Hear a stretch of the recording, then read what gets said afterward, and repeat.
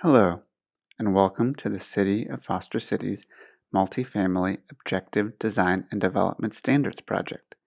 In this video, we'll go over why the city needs to create objective design and development standards and what exactly these standards are.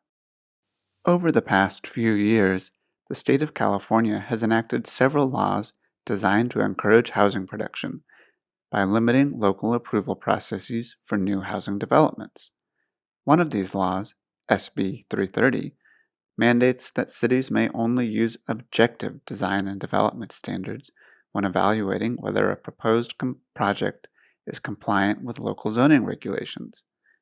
If a project meets all of these objective standards enacted by the city, then, under another state law, the Housing Accountability Act, the city must approve it, or risk facing fines or losing eligibility for certain state grant programs. Lastly, SB 35 created a ministerial process for certain development projects, meaning that these projects are not subject to individual environmental review. Currently, the city is not subject to the SB 35 process, but it may be at some point in the future. So, what is an objective design standard? According to state law, they must involve no personal or subjective judgment by a public official and are uniformly verifiable by reference to an external and uniform benchmark or criterion available and knowable by both the development applicant and public official prior to submittal.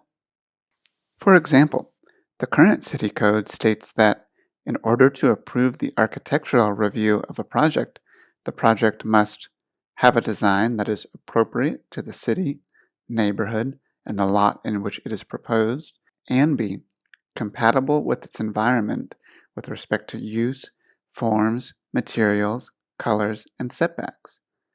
Because these regulations are subjective, the city can no longer deny a development proposal for incompatibility with the environment.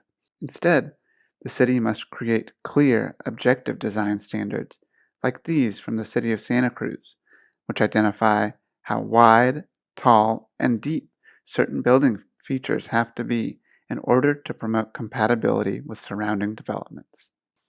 Currently, the only development standards that the city is allowed to enforce under these new state laws are in the zoning code, and they only regulate a few basic aspects of buildings, such as height, setbacks, and density.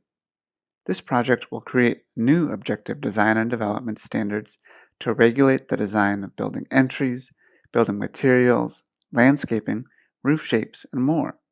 By creating these objective design and development standards, the city can ensure that local control over the look and feel of new development is preserved, and that any new development in the city uses high-quality design that is compatible with the existing fabric of the city.